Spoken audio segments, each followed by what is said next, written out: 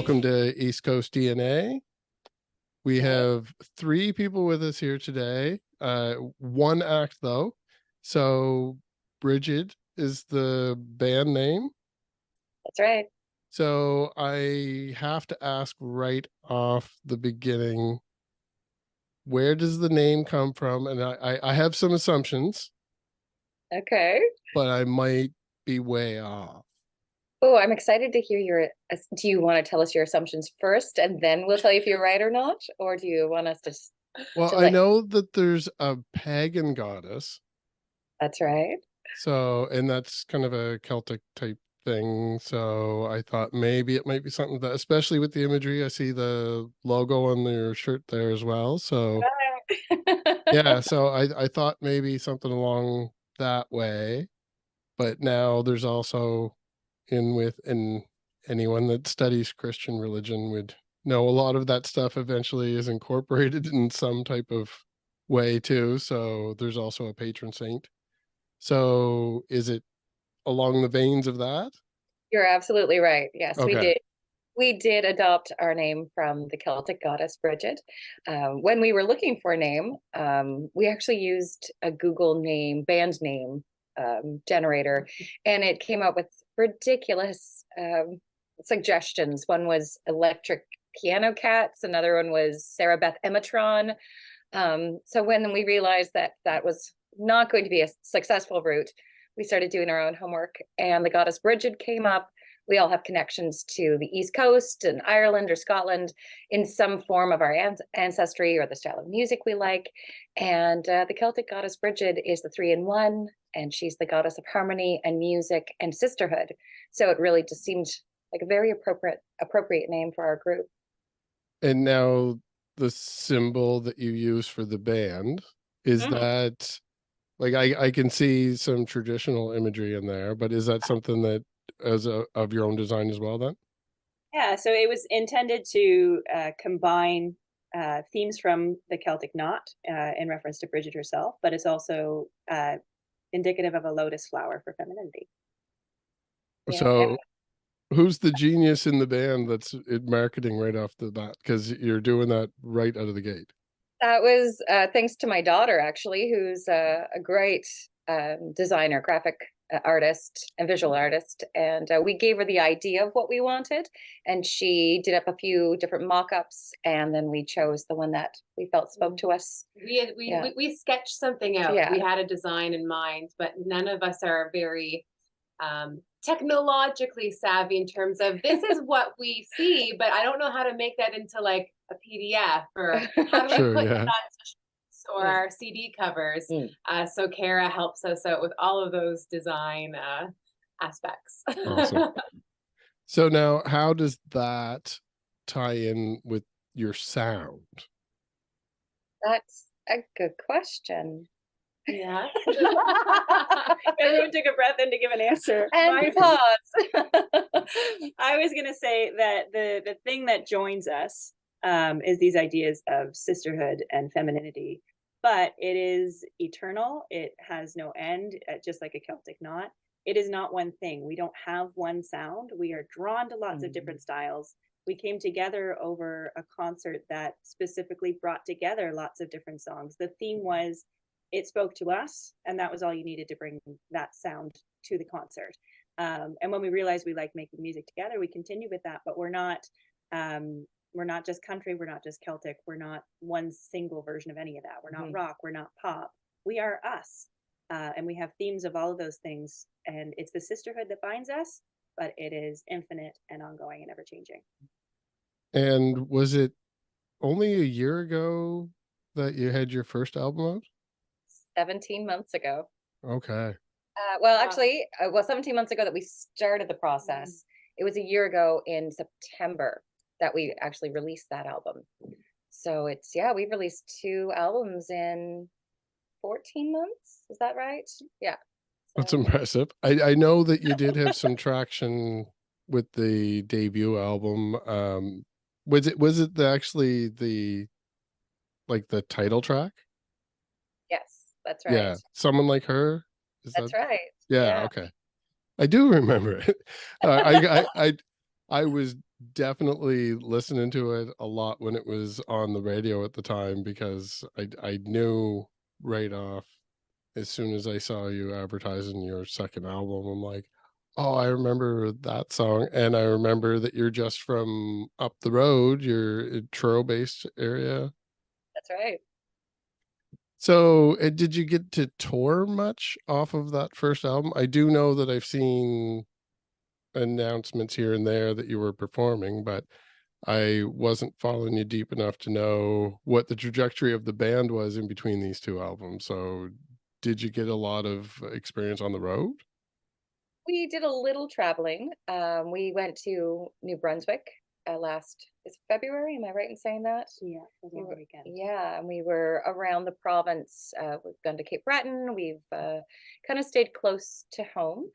We also have 9 children between the three of us, and 3 of them are under the age of 4. So that kind of kept us a little bit closer. We did intend to do a little bit more touring this past summer, but once we got through our winter, our Christmas tour or small tour last year, and then we did an International Women's Day in March. And then prepped for the studio for the Christmas album in June. We realized we probably needed to take a little R&R and Mhm. decided to have a quieter summer. We were down in Lunenburg.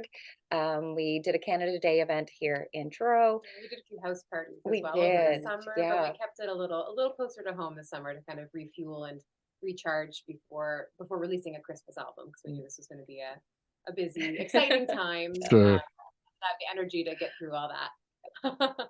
And so now with this album that is a Christmas album, mid-December, it's called. It's kind of marketing wise, it makes it feel like it's okay to listen to a little early.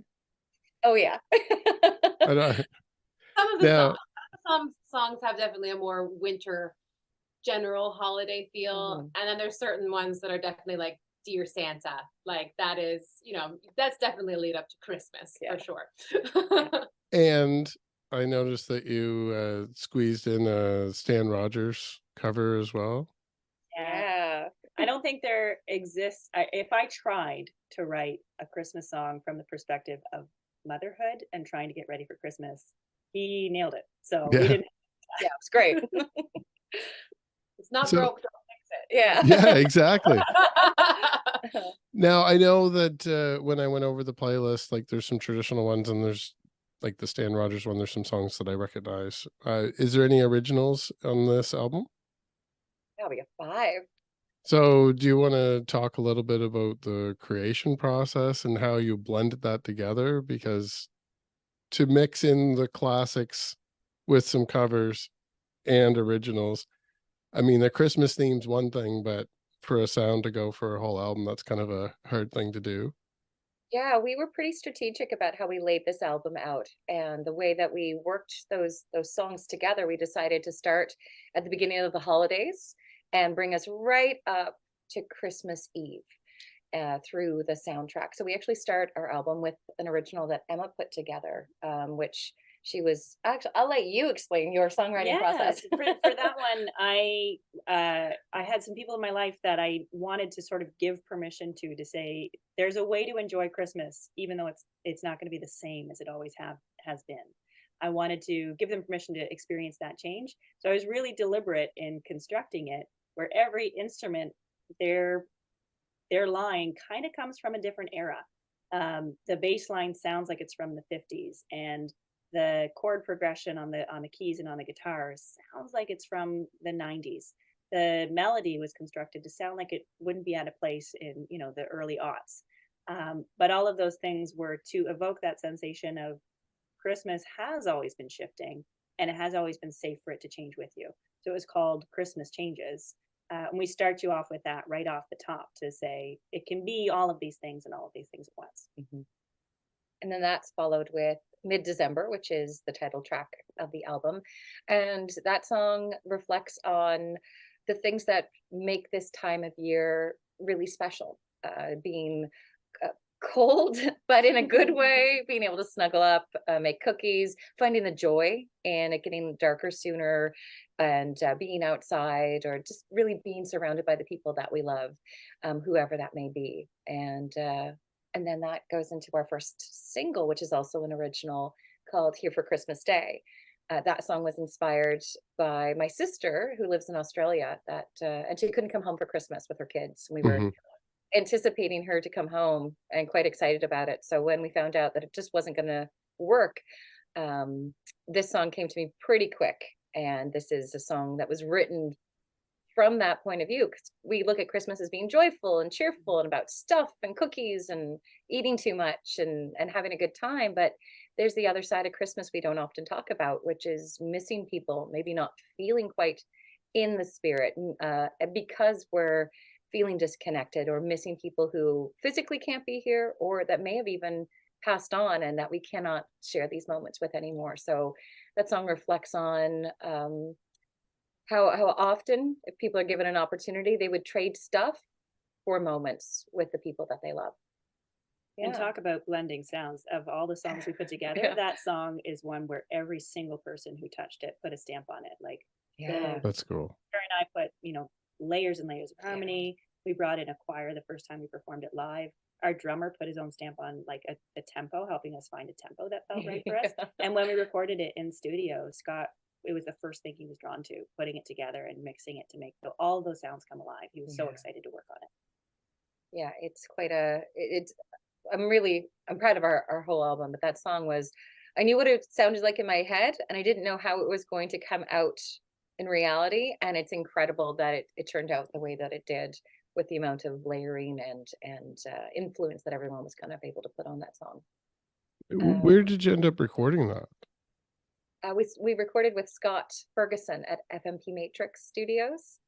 Scott is an award-winning sound engineer. He's gotten a number of ECMAs and Nova Scotia Music Awards. Am I right in saying that? He's a very busy performer as well. His start to his career, I believe, was actually touring with the Rankin family as their drummer, as their percussionist. And then he went more into the studio production side of things, but he still performs a ton. We actually just performed with him at the Marigold Center a couple weeks ago, part of a show. And so he's an incredible musician and an incredible human being. So he's lovely to work with. And that's crucial. This is it was less than 2 weeks ago that we performed with Scott, and that's how busy we've been, because we're very tired. It must have been like a month or 2 ago. It was like 10 days ago. Six shows ago, while keeping 5 jobs. And this has been the most exhausting fall that I've had in years, but I think it's just that everything's somewhat new normal, so we didn't have forced time down. So we're not used to. We've all been going go go go. You mean I have to be in charge of when I take breaks now? Exactly. Yeah. At some point we need to grow up. Hello. And so now, as parents, as you all had mentioned, you have some life experience to pull upon with all of this as well. But I'm curious, as far as musical discipline, I'm suspecting that you all individually have had some formal training, but I don't know. Some of that I'm going by the genre, but some of it I'm going by the sound of what I hear vocally. So maybe if you want to individually give a little bit of a recap on your background. I can start. So I'm Sarah, by the way. So growing up, I grew up here in Nova Scotia, in Truro.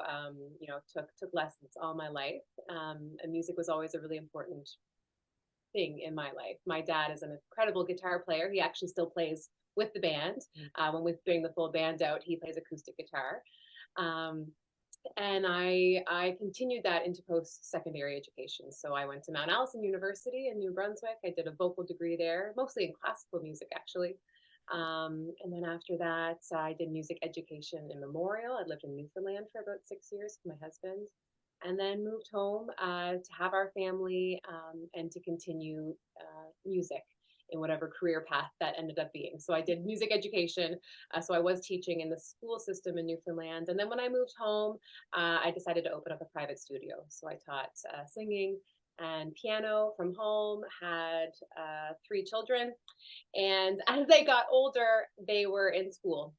So teaching music lessons. I also directed a number of choirs, and I directed a musical theater program here in Truro, Spotlight Musical Theater, as the music director. But all of those things were when children are home. So as I got to be school age, I was like, you know what? I don't know if this work-life balance is working for me anymore. As much as I love teaching, I love my students. And then Long and McQuaid opened up here in Truro, and I was like, this might be a perfect blend of where my passion lies, but also kind of a more regular 9-to-5 steady job, with a large company that supports musicians. So I've kind of changed paths a little bit. I'm now the lessons coordinator and assistant manager here in Truro at Long and McQuaid. But yeah, so that is my musical background, and of course we started performing together about 5 or 6 years ago. So I still get both sides of that spectrum. And I come into the singer-songwriter thing a little bit late, where my background is more in classical training. I mean, I've always done musical theater and folk and country. Those have been always like what I love to perform. But my training was more arias and operas and lead and stuff like that. So these two primarily have done most of the songwriting historically. But I did write a song that is on this album, and that was really exciting for me to have their support and get to have an actual track. That was cool. Which played on CBC on Friday. Oh, there you go. Yeah, that was very cool. My background, same thing, like lots of music lessons growing up, trained on a few different instruments, piano being my pick.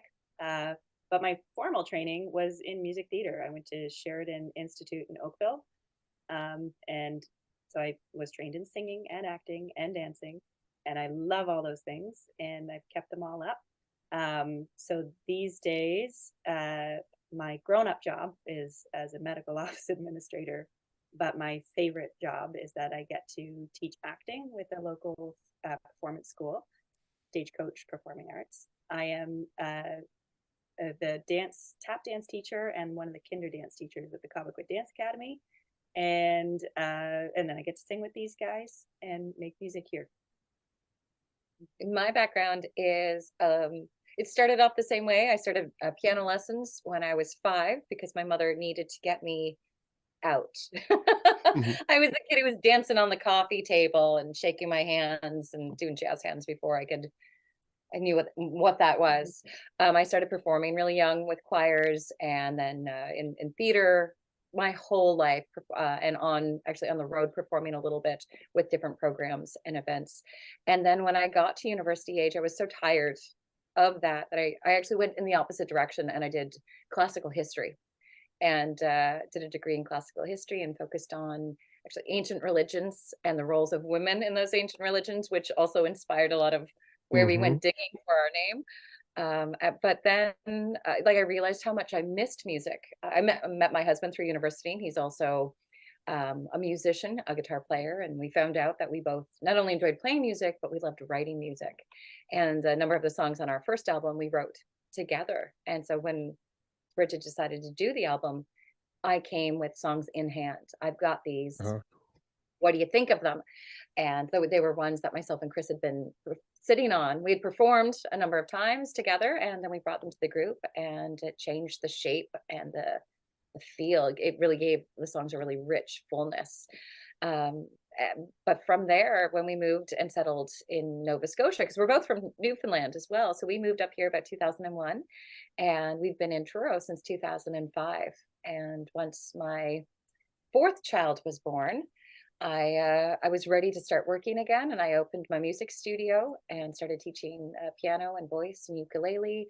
And I created a children's music program called Mini Musicians for parents and babies and parents and toddlers for that first experience with music and getting hands-on with rhythm instruments. And I actually teach through the Long and McQuaid and Truro here, and we love it. And so between that and then doing Brigid, I also direct. That's actually how myself and Emma met. I've directed a couple of plays, and I really love putting on events. So often when we're doing when I have an idea, I'm like, okay, we're just gonna do it. We're not gonna wait for someone to approach us. We're just gonna make it happen. And knock on wood, that's worked out for us so far.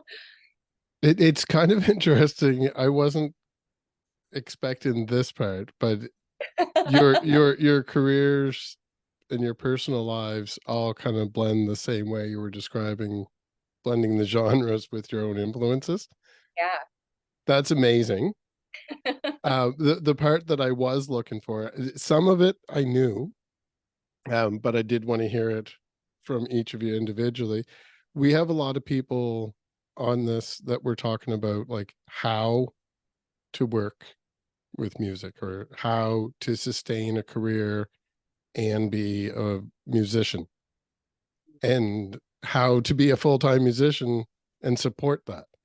And all three of you had different answers, and you're all doing it. And you're all Barely. smiling. You're all smiling. So If we weren't smiling, it wouldn't be worth it. Yeah. exactly. I was going to say that's its own level of success right there. If you know that. You have to make a decision as somebody who is drawn to the arts, whether it's music or visual or performance in some way. You have to make a conscious decision. Do I do what I love and go through the trenches with that, whether that means staying up late at night or organizing events or being self-employed and chasing people for money or writing grants? Do you do that and go that route and know at the end of the day you followed that and you have peace with it? Or you go, you know what, I'm going to do my job, and if I get to play at open mics, I do that. You make a choice. And I know that I curated my life for a very long time around my family and my children, so I put a lot of my performance on pause. I often supported my kids as they grew up and did performance, or my husband who was with other groups and helping support and do their events. But finally I was later getting to the game with it for myself, where I was like, you know what, I've done this enough for others, I need to do this for me. And there are days when I sit down, I have a little cry, but then I'm like, okay, I had to do that and pull up my big girl pants now and keep going. And if I didn't have Beth and Sarah being able to make those choices, I simply wouldn't be able to do it. Like I was the parent who stayed home with both my kids. And I've only just gone back to working the other jobs a couple days a week. Like and that they're my priority. If there is a thing that I'm going to miss, the dance recitals come first, and their big doctor's appointments, those come first. But these guys are doing a lot of the heavy lifting on the organizing side, so I can still have those special moments with my kids. Mind you, Emma's kids are both under, like, they're 3 and under, one Mm-hmm. and a half. 1 and 3. Yeah. So, and I didn't really jump into this until my youngest was 9. So, and he's the youngest of 4. So I did the same thing where I worked my life around them, and I understand what it's like. And Sarah's kids are in the middle of that, between the ages of 2 and 10. Am I right? 8. Yeah. So we're all at different phases of motherhood. So we understand what it takes, the sacrifices, and how short term it is. Yeah. It feels like forever when you're in it, in the diaper phase or the tantrum toddler phase, but it really is just a blink of an eye. And it does take a community, and that's what we do. I'm happy to do heavy lifting if it means that if Emma will play most of the songs on the piano and I don't have to. So it's a win. And we've had it where a rehearsal is scheduled at 7:30, and then my husband gets called out of town for work. So I'm like, if we're gonna make this happen, I can't do bedtime on my own. So Beth just showed up and helped with bedtime. Like, those things matter too. Awesome. So you're all friends outside, besides the fact that you have work things that would overlap and that you have a band together. You're friends as well, and you can lean on and support one another. That's amazing. As we are, I mean, we all love music. We want to perform. We love writing together, but it has to fill multiple cups, if that makes sense. So if it was just work, then I don't think any of us would do it. No. Or if it was just hanging out for a drink, like, yes, that's great, but also we don't have time for it. Yeah. But when, where we can all come together and we can check off so many boxes simultaneously while supporting each other. I mean, there's been days where I'm like, I'm not here today.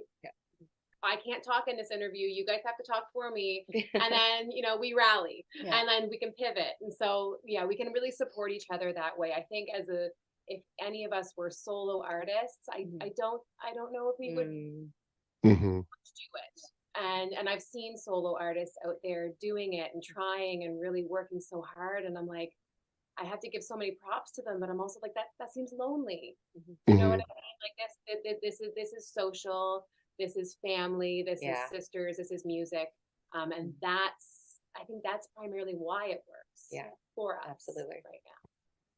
And so are you also going to be treating people to live performances in the near future then with the album? You just released the album, right? That's right. Yeah, we just released the album, but we've done 4 shows in the past 10 days. 2, 3, 4. Like 5 shows in the past 10 days. Between us 5. Yeah. If you don't count the 2 morning shows. Right. Right. So we do a lot of live performing. We do a lot. 10 days. We have a couple weeks off right now, and then we have the final leg of our tour. We have a couple weeks off to run our students' recitals and shows. Oh, yes, not downtime. Not downtime. The band has a couple weeks off. Yeah, I think we have 6 or 7 dates on our Christmas album release tour. So we did a pre-release party in Truro on the 17th. So that was that one. We were at the Marigold actually the night before for a different event. We were out in Maitland at the High Tides Performing Arts Center Friday night for a show there. We were in Dartmouth last night. And then we've got 2 more shows in Truro on December 15th at First United. That's kind of our big annual Christmas celebration. We invite a bunch of special musical guests to join us on that. And then we're going to be in Tattamagush, more out Pictou County way, sort of, at the Grace Jolly Moore Arts Center on the 16th. And that is our final show right now. Right now, unless somebody really wants us. And then we have to do Christmas for our families. Then we we do kind of lock down a couple. I have scheduled every day with my family from the 17th onwards, so they don't forget what we look like. So the obvious follow-up question to that then, 2024 and beyond, what does the future look like for the band? Well, our next event, I guess our first official event right now in 2024 is going to be our International Women's Day event, which is going to be March 8th. Am I right in saying that? It's the 8th or the 9th, whatever the Saturday is. I don't recall. And we did one last year. It was our first event hosted by Brigid. Myself and Emma has actually been involved in quite a few of them. For the last number of years, I've directed the Vagina Monologues or something like that.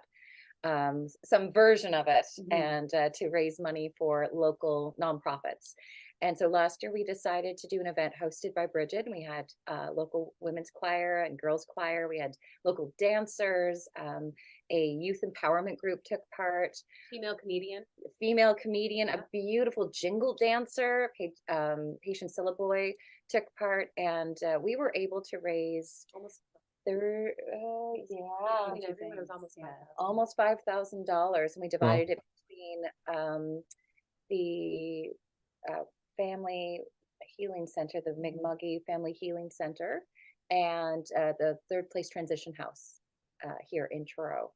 So we were pretty excited to do that, and we had a wonderful response for our first year. So we're going to do that again this year and have another wonderful lineup of different performers and artists. And we had artisans as well, local vendors in the front foyer, female entrepreneurs or female identifying performers and artists who sold their products and let people know about what they do as well. So it's really about supporting the community here in Truro and bringing awareness. You see a lot of it advertised for the big cities, but you don't always see as much attention for it in the smaller communities, which Pictou County, Truro are somewhat comparable. I would say Truro maybe a little bigger. So it's nice to see that there is that type of support in the community. When it gets closer to those events, in the new year, feel free to pop an email or something over to East Coast DNA and keep us up to date with what's going on. Share stuff on our social media as well. That would be great. We're crossing our fingers that we're going to do a few festivals this summer. We're currently working on the applications because that process starts now. Mm-hmm. So we're hoping that our summer energy will line up so that way we can do a little bit more bopping around. The last year has been kind of Christmas 24/7 for the past 12 months. True. This time last year we were doing a Christmas tour, and then we went right into the production for the album, and then post-production all summer, and now we're launching the album. So we're looking forward to kind of, moving into the next year, getting back there, maybe writing some new stuff, just performing, touring, just kind of enjoying the music that we have and seeing what else is going to unfold. That's right. Where should people follow you online to keep up to date with those activities, and more importantly, to stream the new mid-December Christmas album? Excellent question, my friend. You can find our music on all streaming platforms. So that's YouTube, Spotify, iTunes, or wherever you get your music. You can also buy a digital copy or order a good old hard copy, old school CD. Love it. From our website, which is brigidtrio.com. That's BRIGIDTRIO.com. You can also follow us on Facebook, Instagram, and from time to time we pop up on TikTok too. Awesome. Yeah. Same handle everywhere. Brigid Trio on all of them. You're definitely going to get some TikTok follows now, because everybody's looking to build their TikTok audience right now. So I noticed all the East Coast people are following each other very quickly. It's nice to see that it's building. Yeah, it was not where we initially gravitated to, but again, Beth pretty much had Facebook covered and Sarah had Instagram covered. So I found myself learning how to make TikTok. You had to take the reins of something. Awesome. Is there quite funny? You're very kind. Is there a song from mid-December that you would like to play out with? Goodness, what should we play? Let's do the title track. Why don't we do the title track? Sure. A good wish for Snuggles and Puga for everybody listening. That's right. Mid-December. Perfect. Well, definitely keep in touch in the new year. And I think we'll play out with the song now, and there should be some links in the description below for all your new fans. Thank you so much. All right. Thank you all. Talk to you soon. Bye.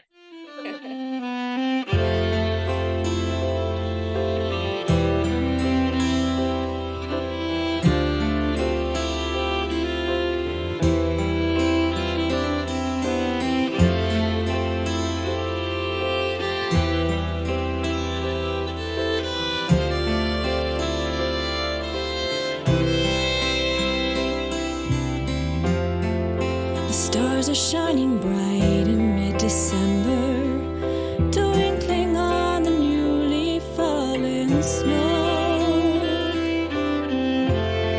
I'm warm and cozy now before the fire, wrapped in the light of the glow. The air is crisp and cold in mid-December, while laughter dances warm across the breeze. Cheeks are pink and rosy while we're building a garden full of friends from snow with me.